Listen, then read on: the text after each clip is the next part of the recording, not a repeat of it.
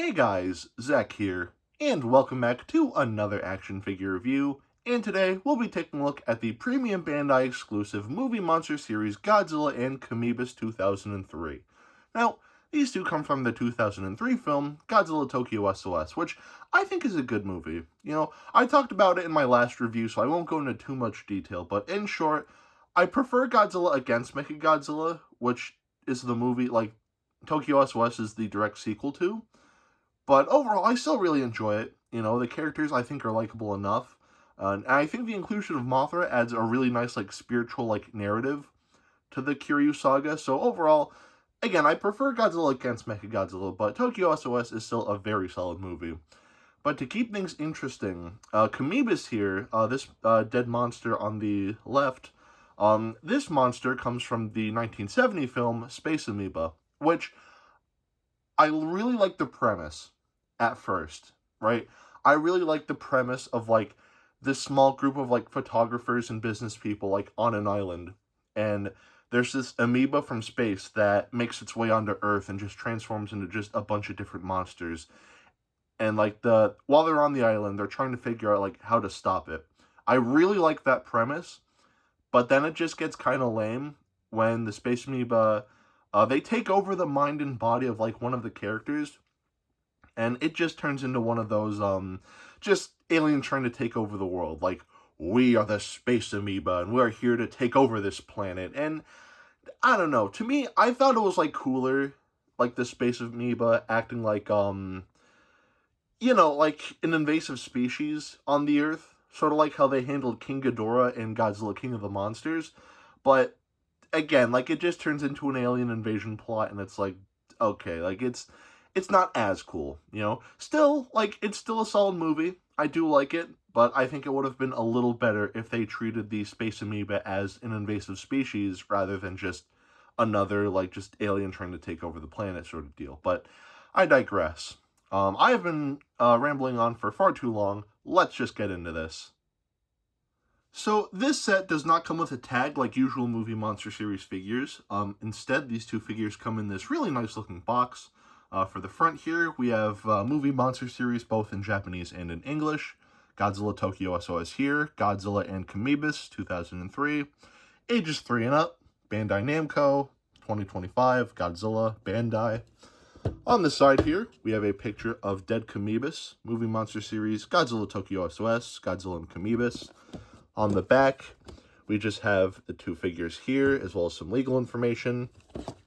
On the side here, we have Godzilla, movie monster series, Godzilla Tokyo S.O.S, Godzilla and Kamoebas 2003. Nothing at the bottom here. And on the top here, we have movie monster series both in Japanese and in English, as well as the poster for Godzilla Tokyo S.O.S, which, yeah, that's pretty much it for the packaging. It's neat, what you do with the packaging, that's up to you. Realistically, you're only buying this set for the figures, but still, I feel like it's important to show off the packaging here. So, yeah, that's pretty much it for the box. Before we take a look at Godzilla, I do want to take a quick look at Dead Kamoebas here.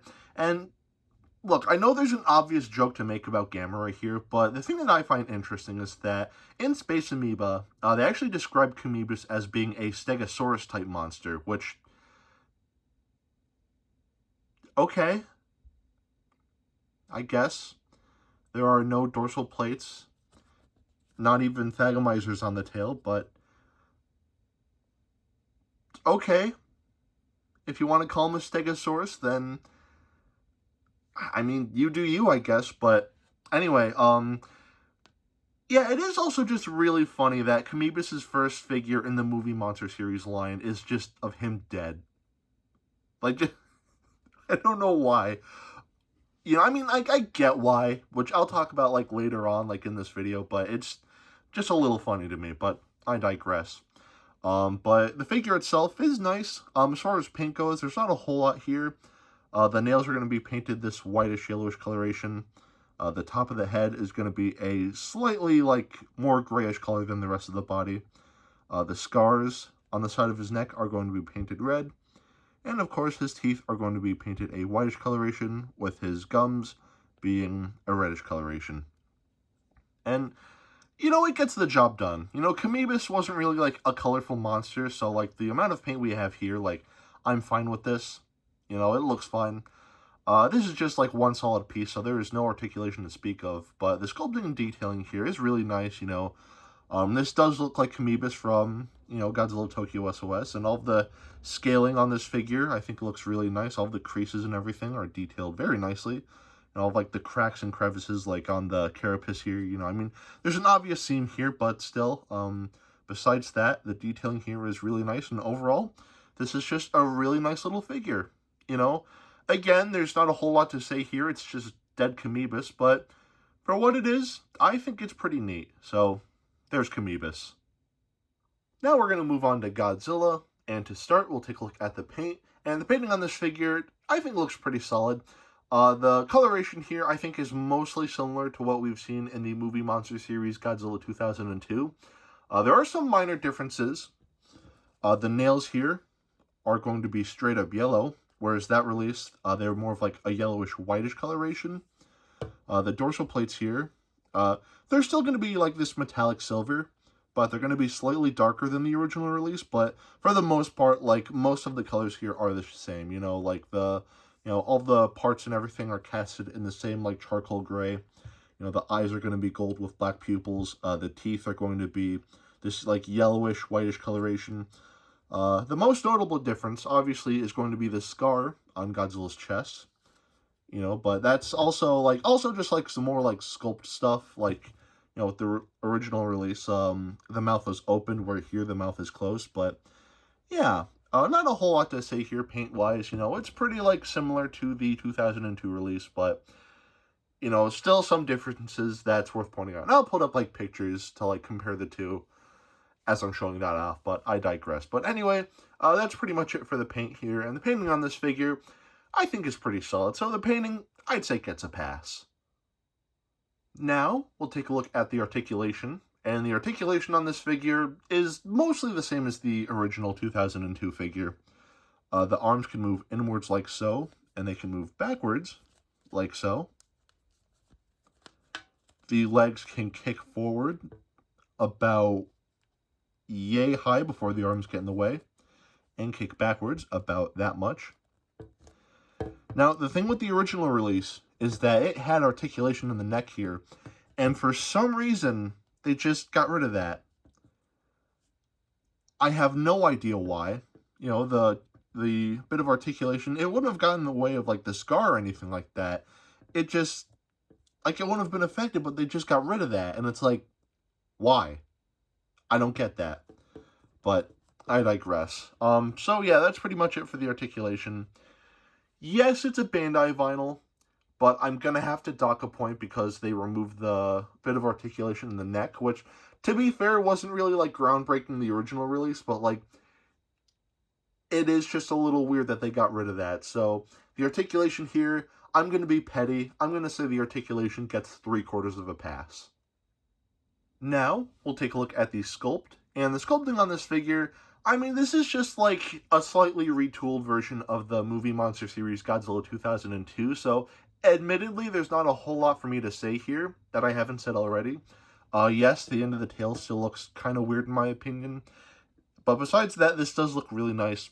The only main difference between the 2002 figure and this guy is that here the mouth is going to be closed, whereas the 2002 figure, the mouth was open.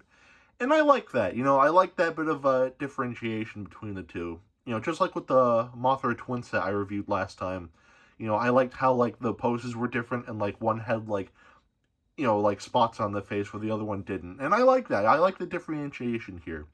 You know, this guy has a closed mouth, the other guy has an open mouth. I mean, obviously, you know, the scar, that's also just a really big difference between this guy and the other figure. But still, outside of the scar, I do like the differentiation here. And yeah, so overall, the sculpting here is nice. So I'd say the sculpting here gets a pass. Now, we'll take a look at the detailing. And the detailing on this figure, I think, looks very nice. So let's take a closer look at that.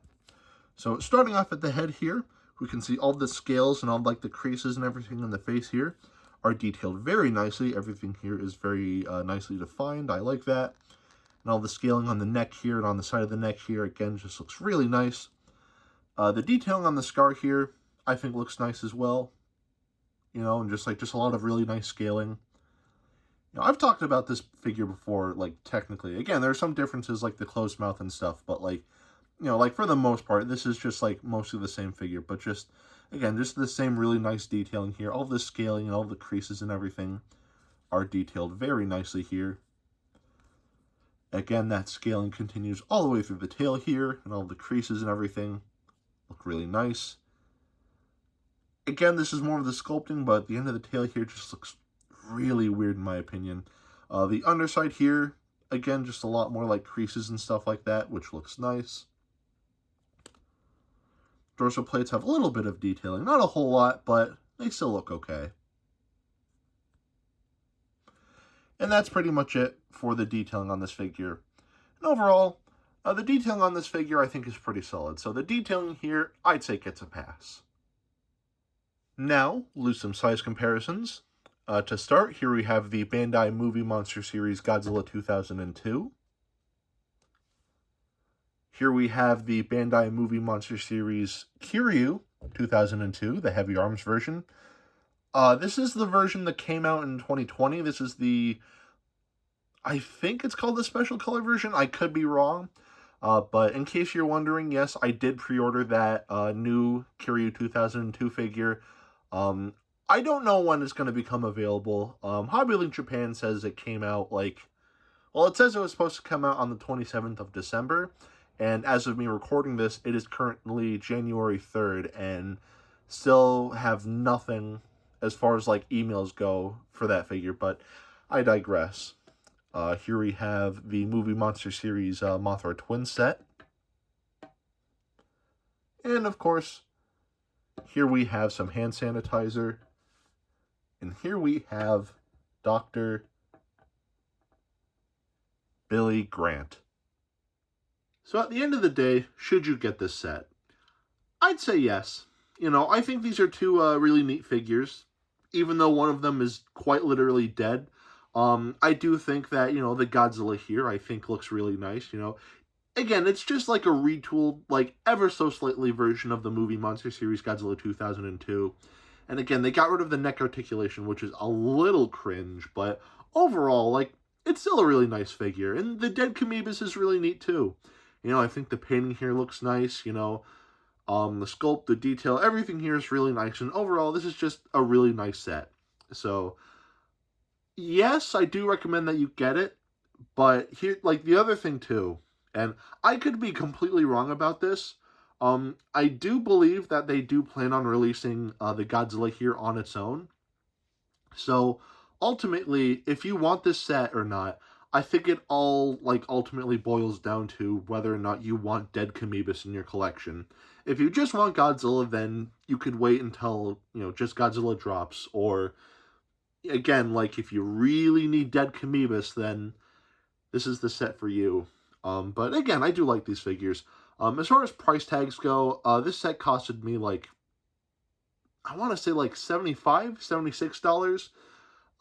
It's a little pricey, but this is a premium Bandai exclusive, and like, you know, premium Bandai, you know, I'll be 100% honest and say I'm not super familiar with like premium Bandai stuff.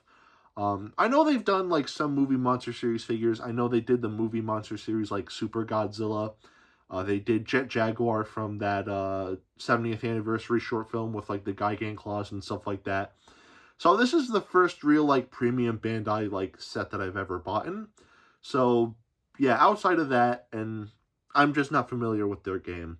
It won't be the last. I did pre-order the Movie Monster Series Godzilla 1965, which more on that when that figure drops, but I digress. But as far as this set goes, it's a little pricey, but for what it is, I do think this is a nice set. So I definitely recommend that you pick this up. That being said, that is it for today. Have a great rest of your week, and I will see you in the next video. Peace, Zack out.